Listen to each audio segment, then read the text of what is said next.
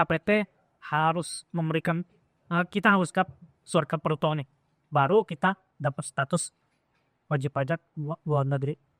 Kalau sudah jadi wajib pajak luar negeri, berarti kita udah nggak perlu lagi lapor income kita di Indonesia. Pembuktian 183 ya gimana? Nah, pembuktiannya itu bisa dibuktikan dengan pertama satu assessment dulu kan. Kita pasti satu assessment dulu karena di Indonesia itu prosesnya satu assessment. Jadi kita akan memberikan data ke kantor pajak ya. Kita udah berapa hari ini ada di luar negeri. Kalau terbukti lebih dari 103 hari, nah berarti sekarang salah satu persyaratannya sudah terpenuhi. Nah, dengan beberapa persyaratan lain, antara lain juga sudah selesai menyampaikan laporan SPT di tahun sebelumnya, nggak boleh ada tunggakan pajak lagi ya, nggak boleh ada tunggakan pajak lagi di Indonesia. Nah, nanti akan mendapatkan status wajib pajak luar negeri, tapi harus dapat approval dulu dari kantor pajak. Dan kalau sudah dapat, tidak perlu lagi lapor SPT-nya ya, SPT-nya di Indonesia deh, ya, melaporkan penghasilanmu. Iya. Paling tambahannya itu kalau misalnya kita ingin mengajukan Orang Indonesia mau mengajukan jadi subjek pajak luar negeri, benar kata Pak Ivan, sebenarnya kita kan di sini masih assessment dari kantor pajak di Indonesia.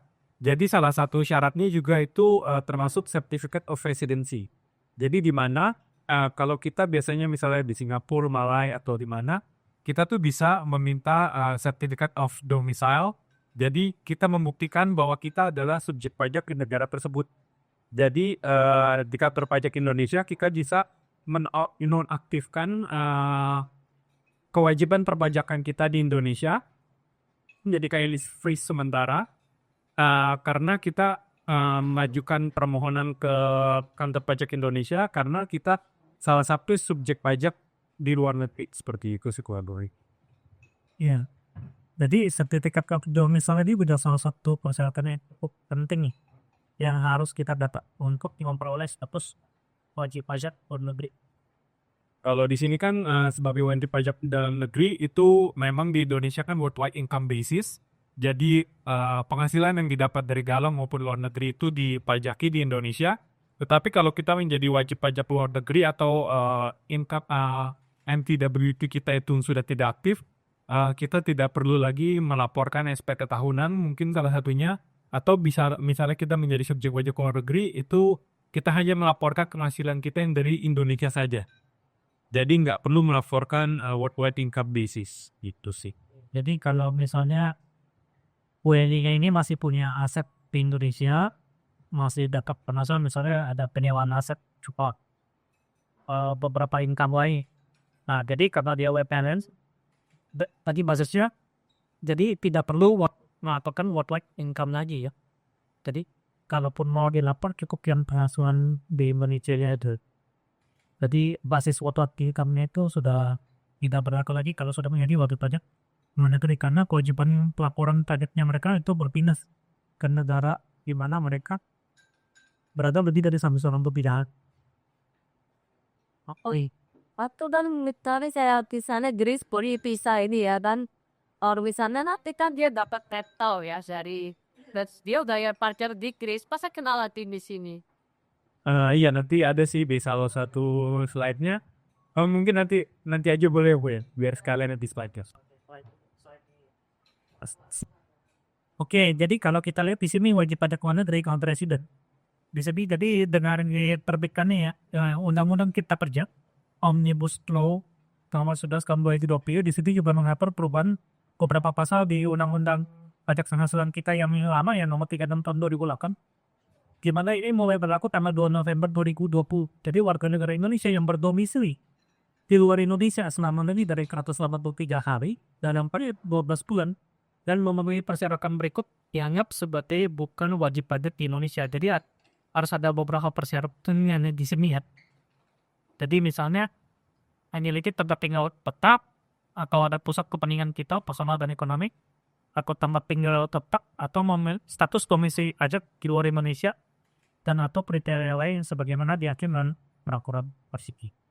Ya, jadi di sini ya biasanya sih kantor pajak mau melihat Ini secara bertingkat biasanya. Jadi dilihat dulu pertama kali apakah memiliki tempat tinggal tetap. Kalau di Indonesia memiliki tempat tinggal tetap dan anggaplah di Singapura memiliki tempat tinggal tetap, nah itu kan masih kedudukannya istilahnya Singapura dan Indonesia masih sama. Lalu misalnya masih sama, dirujuk lagi kemudian ke syarat keduanya. Dilihat dari center of vital interest. Jadi lihat dari personal sama ekonomiknya itu lebih cenderung ke Indonesia ataupun ke Singapura, let's say in example gitu ya. Lalu kalau misalnya pusat kepentingan wilayah masih sama juga di kedua belah tempat, mau dilihat dari yang terakhir itu tempat tinggal tetapnya. Itu maksudnya habitual abode-nya, jadi kebiasaan sehari-harinya di mana gitu. Misalnya lebih kebiasaan sehari-harinya di Singapura atau lebih kebiasaannya di Indonesia gitu, let's say. Jadi kalau memang bisa ditunjukkan lebih ke negara tetangganya gitu, ya kantor pajak bisa memberikan approval untuk menjadi subjek pajak ke luar negeri. Kira-kira seperti itu. Iya, jadi nomor 1 sama nomor 3 ini bedanya. Yang nomor 1 kan memiliki. Kalau yang nomor 3 ini yang sama Singapura kan bersama ditinggalinnya di mana kalau ya? Ya, tinggal ditempatinnya. Kalau memiliki kan bisa ada di mana-mana kan. Misalnya kita punya rumah di Jakarta, kita punya rumah di Singapura, kita punya rumah di Australia. Nanti handphone kalau emang punya di semua tempat akan turun berjenjang. Pusat kepentingan kita bisnisnya ada di mana ya, personal dan ekonomi dia tuh interestnya ada di mana sebagian besar. Kalau seimbang juga pada huruf yang ketiga tuh tinggalnya di mana sih kebanyakan secara realitinya ya. Nah, jadi kata suami skill pajaknya nanti di luar Indonesia dan apa kriteria lain nanti sebagaimana diakrab dulu praktam tersebut. Oke, kalau kita lihat lagi di PMK nomor 18, PMK 03 tahun 2021 di sini memberikan persyaratan keabahan kriteria bagi warga negara Indonesia yang memenuhi syarat. Di sini kita lihat individu tersebut dianggap sebagai subjek pajak dalam negeri atau wajib pajak di negara luar dan dapat dibuktikan dalam sertifikat residensi. Nah, tadi berarti sertifikat of domicile. Sertifikat of COD-nya ada di mana? Kita minta ke negara COD-nya, jadi kan di situ ada keterangan harinya ya, biasa nih. Di COD itu udah tinggal berapa lama di Ceko. Diterbitkan oleh otoritas pajak di luar negeri. Nah, sertifikat residen tersebut setidak-tidaknya harus memuat nama individunya, tanggal penerbitan, pajak, nama dan tanda tangan dari pejabat di negara luar tersebut ya. Jadi individu tersebut telah memenuhi kewajiban perpajakannya saat masih menjadi wajib pajak. Di Indonesia berarti udah nggak boleh punya kerusakan lagi di sini. Jadi semua utang pajaknya harus lunas buru. Iya, bisa. Kalau ada pemeriksaan yang mesti diklarir dulu. Dan individu tersebut mengajukan permohonan wajib pajak non-aktif ke DJP melalui Portex. Jadi di sini sifatnya udah otomatis tapi harus diajukan. Itu kan melalui Portex Systems ya. Ya, jadi seperti yang dibilang di awal, jadi Certificate of Residency ini menjadi salah satu dokumen yang diwajibkan sih dari kantor pajak kalau kita mau meng-apply sebagai subjek pajak ke luar negeri di Indonesia. Ya, salah satu dokumen yang vertikal yang harus ada waktu dalam pengaduan wajib pajak ke luar negeri.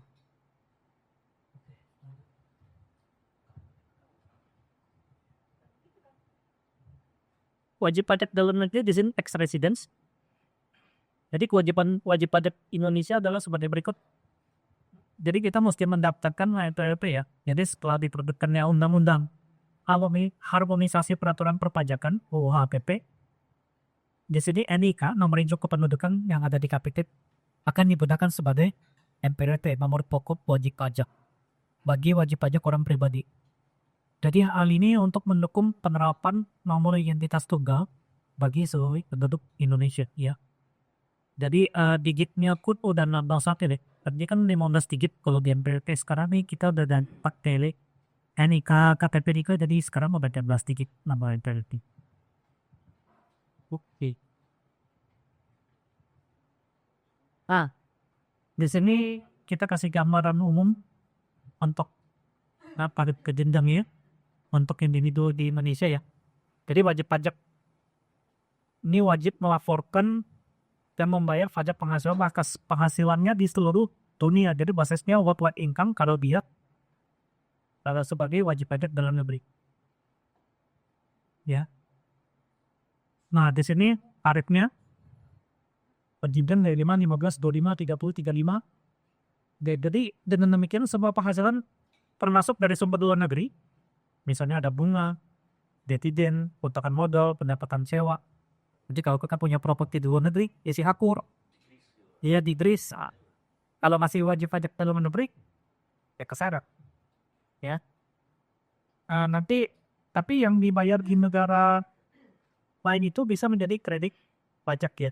Bisa menjadi kredit pajak, artinya apa? Pengurangan pajak yang kita harus bayar di Indonesia. Misalnya kita punya tabungan di Singapura, tabungannya pun harus kita tarik masuk sebenarnya. Benar kita ada bayar pajak ke Singapura, tapi itu nanti boleh kita tarik jadi kredit pajak, mengurangi kewajiban pajak di Indonesia. Peluangnya belum macam di Indonesia.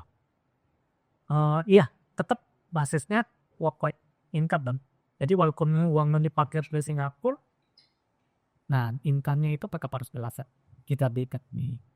Ini jadi Indonesia itu mungkin kurang lebih sama kayak Amerika Serikat saja sekarang ya, karena Indonesia itu kita itu worldwide income basis, jadi penghasilan apapun yang kita dapat dari dalam maupun luar negeri itu harus dilaporkan dan dibayar pajaknya di Indonesia, kurang lebih seperti itu Pak. Mungkin ya kurang lebih seperti itu sih. Jadi kalau misalnya kita punya bunga, dividen, ada capital gain, ada rental income dan sebagainya, di istilahnya kalau kita bilangnya itu menambah kekayaan kita gitu, ada sesuatu income itu di Indonesia hukumnya sih harus dipajak di Indonesia.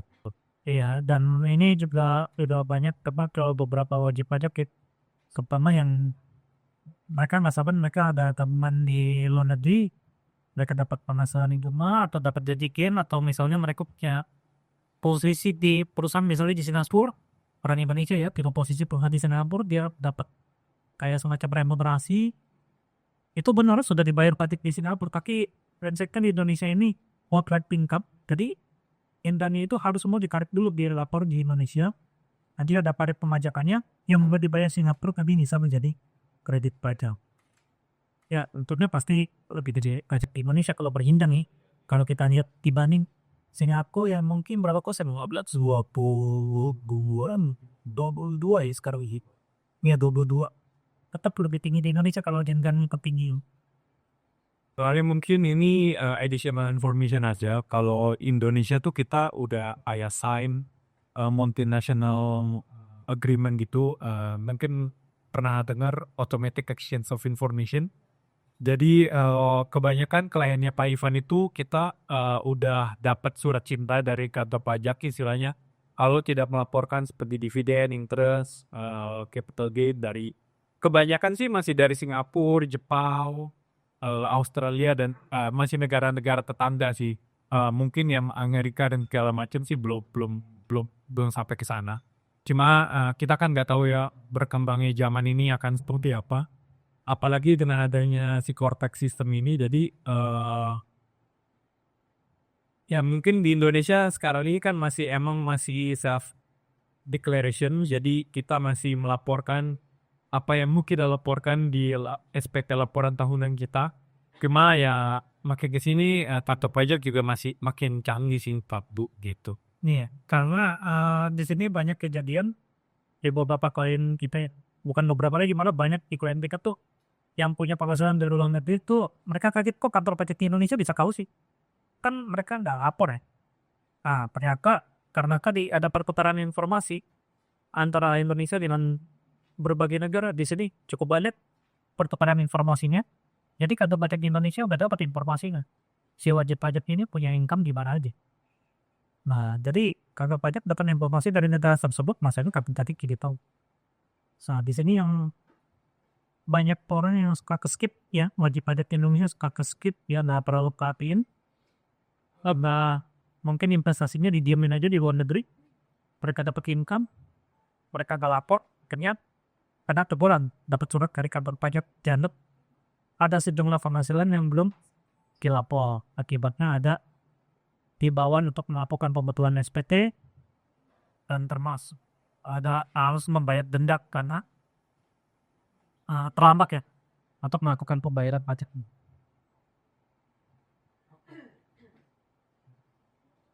Nah, Cortex ini yang lagi kod informasinya dan banyak setelahnya masih bertanda menunda dari improvement. Cortex Administration System. Jadi di sini Direktorat Jenderal Pajak DJT tadi sudah memperkenalkan sistem inti administrasi perpajakan yang disebut Cortex untuk semua jenis pajak ada mulai 1 Januari 2025. Tujuannya apa? Di sini Cortex bertujuan untuk meningkatkan integrasi dengan sistem administrasi perpajakan dan meningkatkan administrasinya, prosesnya juga digital. Kalau di portal sebelumnya dipakai di DP Online, masih digunakan untuk pelaporan pajak SPT tahun 2024 kan sebelumnya, tapi ke depan harusnya sih udah pakai Cortex ini atau 2025 ke depan. Ya, jadi nanti mungkin Bapak Ibu kalau udah sempat masuk ke ID Cortex masing-masing Bapak Ibu itu biasanya dapat hasilnya dari perusahaan mana itu udah otomatis informasi biasanya udah ketarik. Ya. Jadi informasi itu udah ke kanan di sistem semua karena ini saling terkoneksi. Jadi assessment-nya pun sekarang ya karena sudah ada value data type ya kita akan suaka apapun penghasilan ya. Karena kalau ada penghasilan ikan yang memakai node MPVK yang mikir ya saya itu udah otomatis karik Cortex. Misalnya kita ada sewa properti kita di Indonesia, oke NPWP kita selain ke perusahaan yang biasanya popok kadik, data kita popok sekitar, nah biasanya langsung masuk ke Cortex. Nah jadi itu semua udah mau kita langsung, udah nggak bisa ada lagi DSM. Oke. Nah, di sini kewajiban pajak di Indonesia, nah dividen gimana? Nah ini kan suka banyak pertanyaan nih. Dividen yang berlaku untuk wajib pajak dalam negeri. Di sini, jadi setelah penerbitan Undang-Undang Sambil Gusto, terdapat perubahan signifikan ya dari cara pengenaan pajak dividen, baik domestik maupun asing dari luar negeri di Indonesia. Nah, jadi wajib pajak orang pribadi ini dapat sertifikasi perlakuan bebas pajak atas dividen yang diterima atau diperoleh dari perusahaan di Indonesia, ya, perusahaan di Indonesia. Tapi ada ketentuannya. Dividen itu harus diinvestasikan kembali di Indonesia dalam waktu tahun paling sedikit, ya, paling sedikit ya. Kalau nggak mau kena pajak jadi deh. Kalau nggak diinvestasi gimana? Ya harus bayar pajak dividen nih, ya. Kalau NDP itu sekarang pajaknya di 10% untuk dividen. Tapi kalau diinvestasikan bisa bebas pajak dividen. Mungkin ini bisa diklarifikasi nggak harus dari perusahaan di Indonesia sih kok. Jadi kalau ada dividen dari luar negeri pun, kalau yang memang free tax di Indonesia, tetap harus diinvestasi di Indonesia. Maupun jadi bonds, jadi in-bank atau ya segala macam surat berharga negara di Indonesia. Oke, lanjut. Nah, kewajiban akibat pembagian ya realisasi ini.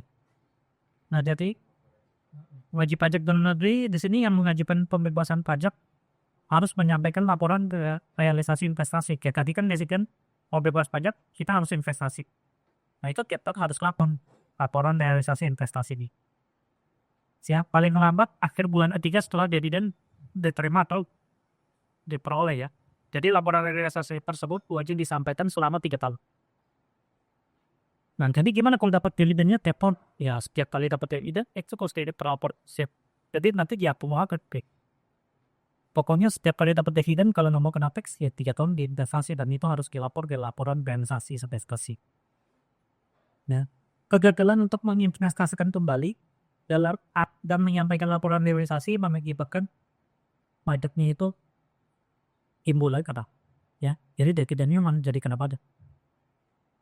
Nah, jadi jika telah menerima surat persetujuan dari kantor pajak sebagai wajib pajak luar negeri karena tinggal di luar negeri, jadi bebas atas pengaturan yang di atas ya. Jadi setiap penghasilan dividen yang bersumber dari Indonesia akan dikenakan pajak penghasilan dengan tarif pajak subjek pajak luar negeri di sini. Dan itu kalau tidak direinvestasi. Iya, kalau kita reinvestasi di Indonesia. Ya, cuma mungkin ini ada update-nya terkait dividen ini. Kalau memang kita tidak mau mereinvestasikan kembali, berarti kan itu akan dikenakan pajak di Indonesia. Nah, dari wajib pajaknya sendiri itu juga harus melaporkan setiap bulan dividen yang diterima. Ya, di setiap bulannya sih gitu. Jadi kalau misalnya kita menerima dividen di Januari 2025, let's say, kita harus lapor SPT-nya juga di Januari 2025 melalui Cortex sih. Jadi sekarang ada update-nya seperti itu sih kurang lebih. Jadi ya setiap bulan mendapatkan dividen berarti harus dilapor di SPT unifikasi di portal Cortex itu sendiri. Oke, lanjut. Nah, di sini contohnya ya, investasinya kemana? Kalau dividen ini harus diinvestasikan kembali supaya nggak kena pajak. Nah, jadi ini contoh investasinya ada 5 di sini. Bisa di surat utang negara, bisa di obligasi atau sukuk badan usaha milik negara. Yang perdagangannya pasti diawasi oleh OJK ya di sini. Obligasi atau sukuk lembaga pembiayaan milik negara yang perdagangan diawasi oleh OJK. Atau investasi keuangan di Bank Indonesia termasuk di bank syariah. Atau obligasi atau sukuk perusahaan swasta di Indonesia yang perdananya diawasi oleh OJK. Nah, ini komponen investasinya yang bisa diketik kalau nggak mau kena pajak intervensi tidak.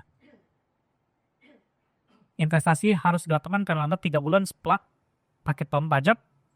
Investasi tersebut harus dipertahankan selama periode 3 tahun ya di sini ya. Jadi sejak tahun pajak dividen diterima. Individu yang mengklaim kebebasan pajak wajib menyampaikan laporan berkala tahunan atas realisasi investasinya itu selama 3 tahun. Dengan dapat waktu penyampaian paling lambat 3 bulan setelah akhir tahun pajak. Jadi, kita tidak dapat menikmati pembebasan pajak jika tidak memenuhi persyaratan lebih di atas. Nah, mungkin ini hanya 5 dari, kalau tidak salah sih 12 contoh yang diberikan di PNT-nya sih. Jadi ini kita tunggu kami analisis.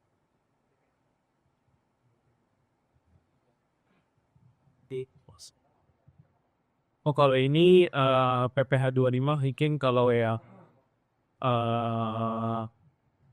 kalau Bapak Ibu mungkin seorang pengusaha dan tidak menerima A1, kan kita biasa melaporkan SPT kita melalui 1770, lalu ada penghasilan yang diterima setiap bulannya di rekap tahunan, nanti akan muncul kurang bayar. Nah, mungkin dari kurang bayar itu akan melakukan cicilan bulanan atau PPh 25 untuk kurang bayar tahun berikutnya. Nah, jadi tapi di sini ada pengecualiannya nih.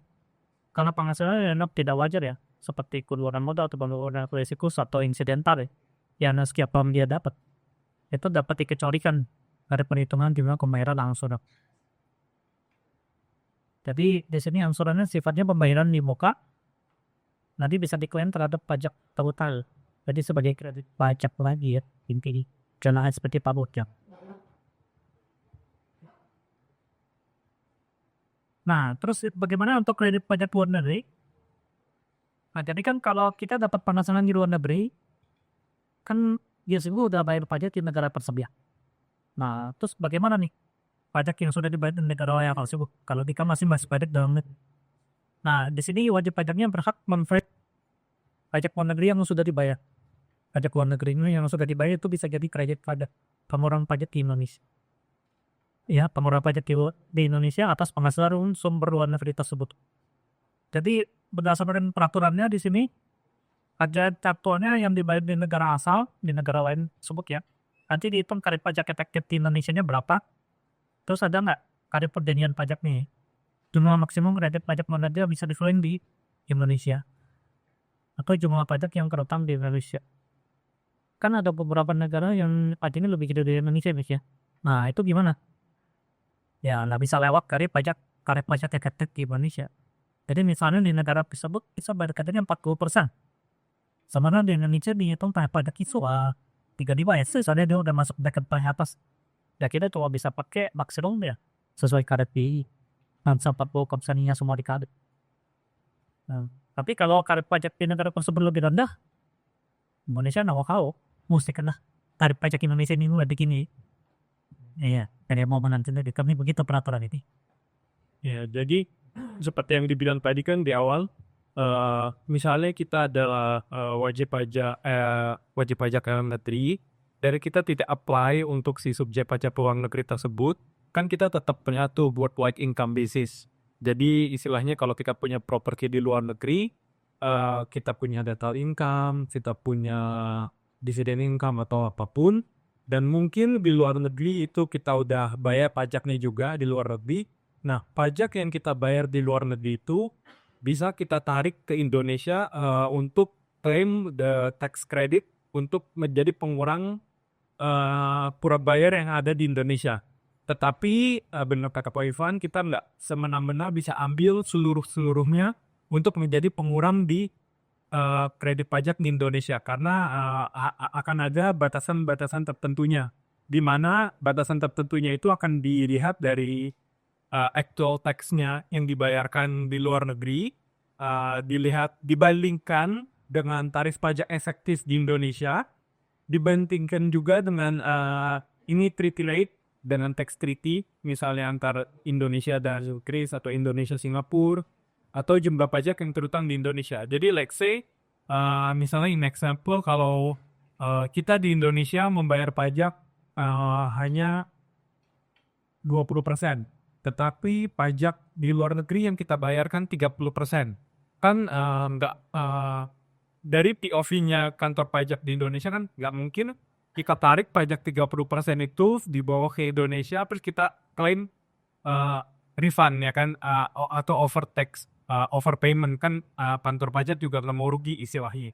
Jadi yang bisa dilakukan hanya mungkin dari 30% tersebut ya kita hanya klaim dari 20%-nya itu saja. Tetapi untuk sisanya itu ya nggak jadi apa-apa di Indonesia gitu. Tetapi kalau misalnya di Indonesia kita yang bayar 35%, tetapi di negara lain kita membayar hanya 15%, let's say 15%-nya itu kita bisa tarik untuk menjadi pengurang pajak di Indonesia. Kurang lebih seperti itu sih.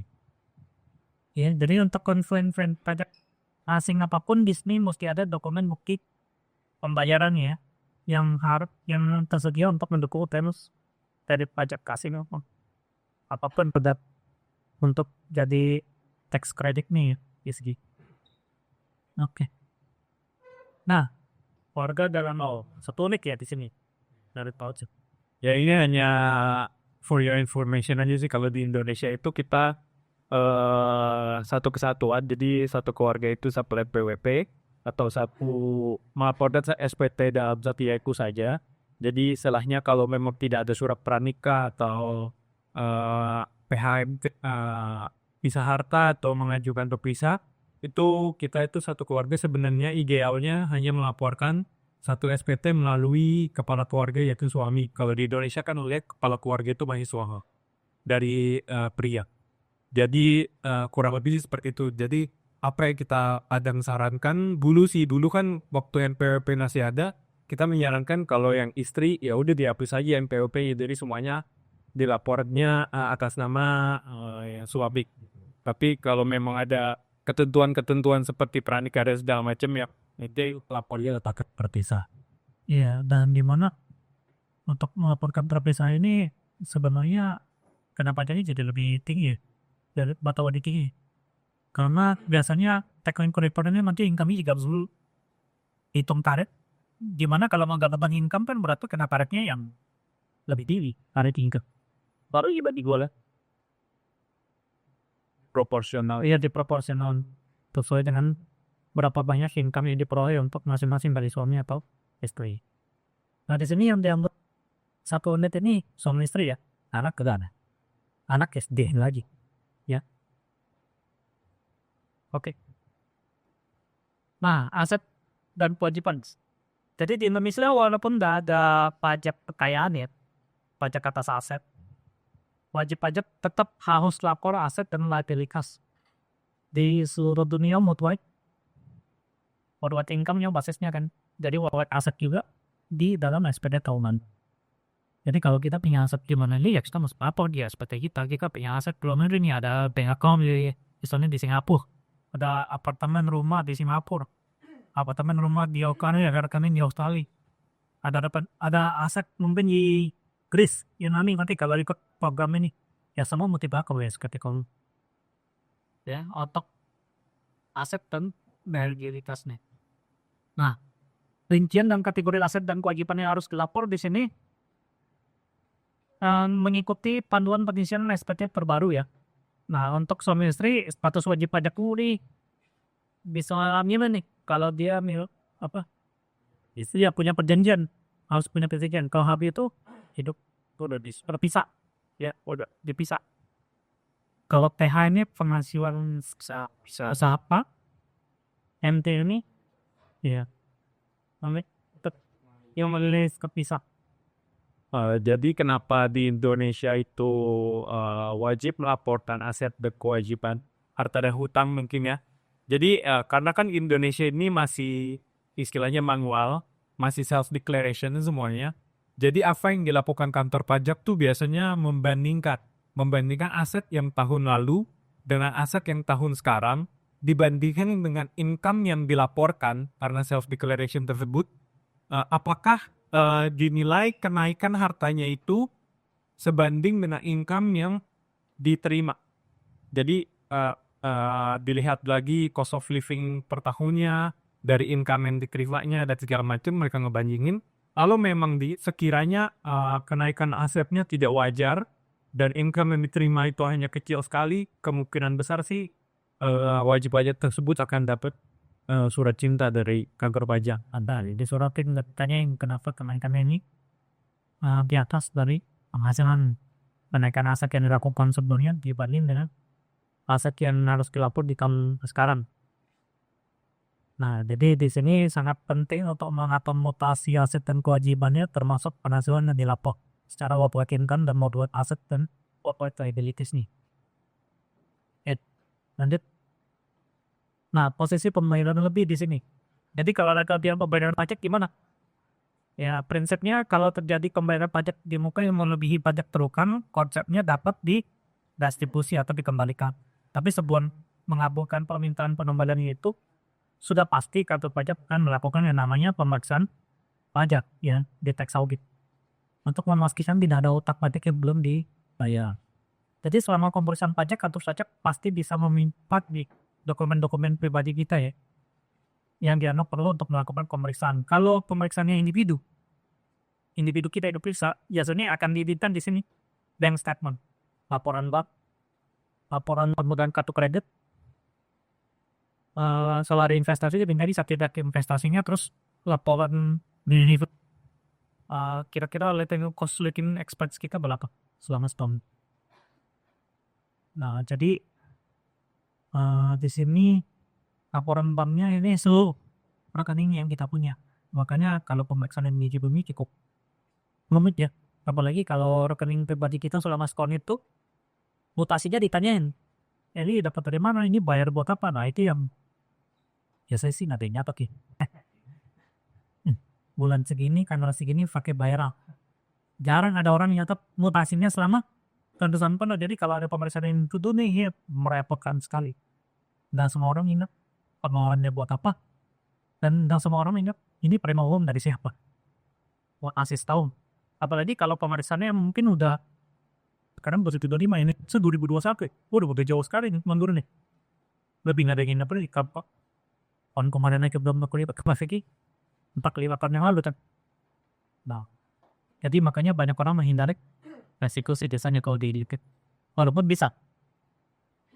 nggak kuat pemecah di desa. Oke lah.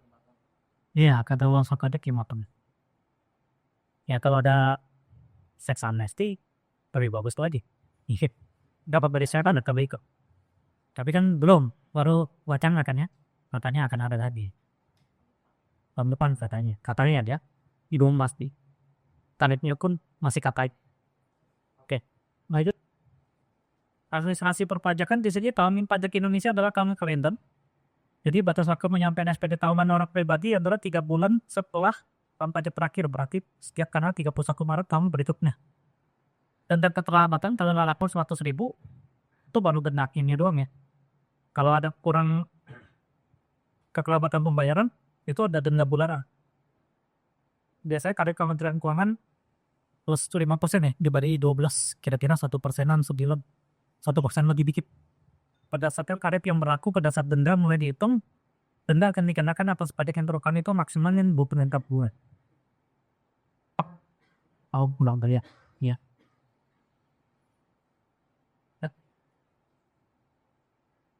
Ya, terima kasih.